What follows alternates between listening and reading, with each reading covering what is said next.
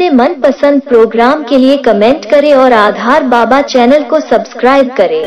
हम खुद फंस गए, गाड़ी लेकर के आ रहे थे, रास्ता में चेकिंग चल रही थी, तो उन्होंने कहा कि गाड़ी खड़ी कर लीजिए।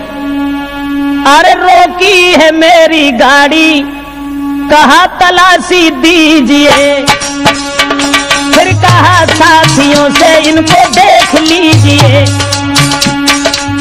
गाड़ी रुकवाई और कहा तलाशी दीजिए। जो दरोगा जी अपने आप को गौतम लिखते थे, अब कौन से गौतम थे वो नाम तो हम नहीं लेंगे। आ रहे थे कासगंज से, रास्ता में गाड़ी रोक ली, लेकिन हमारा साला जो था वो बंदूक रख करके चला गया था और ये कहा कि हम ये बंदूक तुम्हारे पास रख के जा रहे हैं, वैसे हमारे घर पहुंचा देना, हम नौकरी पर जा रहे हैं। वो बंदूक गाड़ी में थी, बंदूक लेके हाथ में, फिर मुझसे कहा है आइए जरा इधर, लाइसेंस कहाँ है? था जिसका लाइसेंस वो हमने दिखा दिया। फिर धार्मिक विचारों के गौतम ने फिर कहा, जब बंदूक देखी कहा लाइसेंस कहाँ है? जिसके नाम का लाइसेंस था हमने दिखा दिया। माफ करना, ये बंदूक मेरी नहीं है, रिश्तेदारों की। तो वो गौतम बोले दरोगा जी तुम बनते शास्त्री हो, घर को जान पाओगे और दफा लगे 25 सुबह जेल जाओगे, दफा लगे 25 सुबह जेल जाओगे।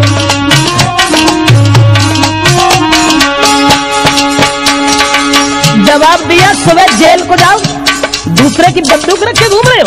हमने कहा माफ करना, हम इस मामले में नहीं हैं, इस मामले में हम कुछ नहीं जानते हैं। ऐसा करो तुम हमारी जेब में जो कुछ है वो सब ले लो, लेकिन जाने दो, क्योंकि हमें कथा कहनी है सुबह। बोले सुनकर के ऐसे शब्द पर दिल में दुखी भय, और सारी जेब झाड़ के पैसा उन्हें दे।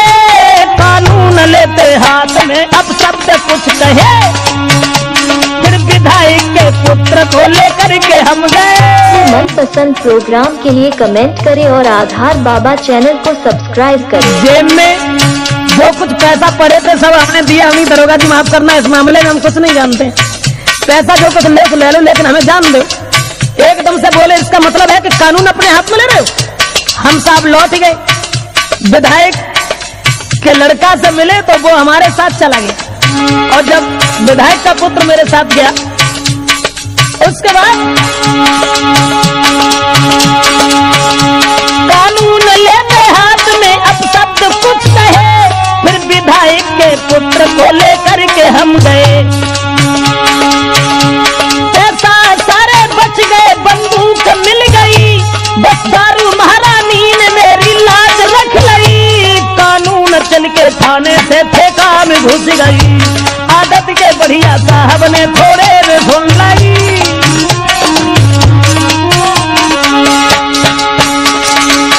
जो ये कहते थे कि कानून अपने हाथ में ले रहे हो, और वही कानून चल के थाने से ठेका में घुस गई। आदत के बढ़िया गौतम ने थोड़े में सुन ली। बस 200 रुपए का खर्चा हुआ।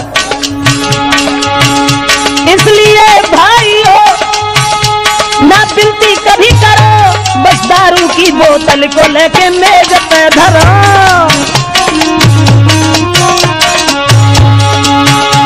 जिसने न बाती दारू वो व्यवहारी न होते हैं।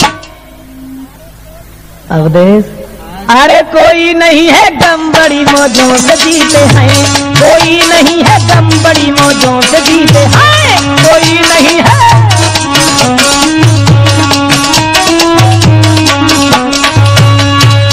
कितना बड़ा फायदा है दारू महारानी से कि वो 1000, 2000, 4000 रुपए की बात वो सब बच गई, और केवल एक बोतल ने। मेरा मतलब है कि दारू महारानी आज भी, अब चलो छोड़ो, ये तो थाने की बात थी, पुलिस कर्मियों की बात थी, तो ये तो खैर भले आदमी है ही, जो बातें करें किसी भले आदमी से तब इनकी बातें सुनो। रामायण की चौपाइयां शुरू। अपने मनपसंद प्रोग्राम के लिए कमेंट करें और आधार बाबा चैनल को सब्सक्राइब करें।